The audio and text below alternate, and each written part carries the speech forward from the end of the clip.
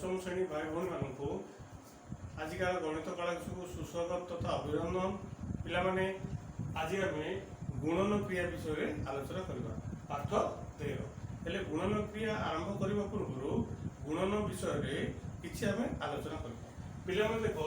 दुईटी संख्या को गुणन कला बेले संख्या दुईटी को स्थानीय मान अनुसार तल को तल सजाई रखा पिलाने देख ये गुणन क्रिया 263 गुणन 47 यहाँ पे देख एकक दशक शतक तापर जो तल को संख्या लिखा एकक आ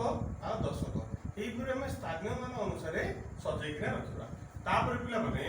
गुणन कला बेले प्रथम एकक घर गुणन आरंभ करवा देख 7 रु आम गुणन आरंभ करवा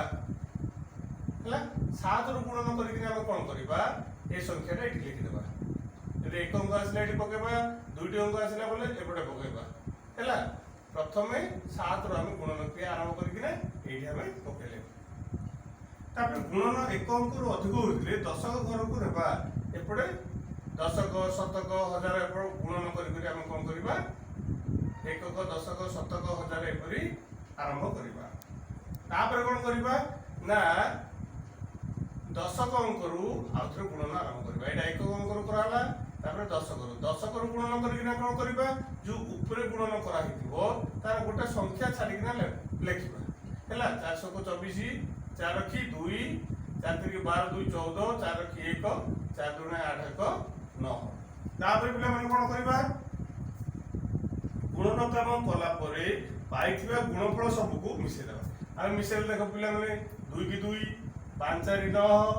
6 4 10 0 रखी 1 9 1 10 1 11 पड़े आसला आमर 11,092 ये आमर गुणन क्रिया सरीगला पिला माने जो आम गुणन क्रिया आरंभ कले यही संख्या को आम कहबा गुण्य सेकेंड संख्या को आम कहबा गुणक आ जहाँ आसिला सेटा होची आमर गुणफल यही अनुसार आम समस्त कौन करबा ना गुणन क्रिया को समापन करबा तेणु आज काल सहित रखा समस्त को धन्यवाद।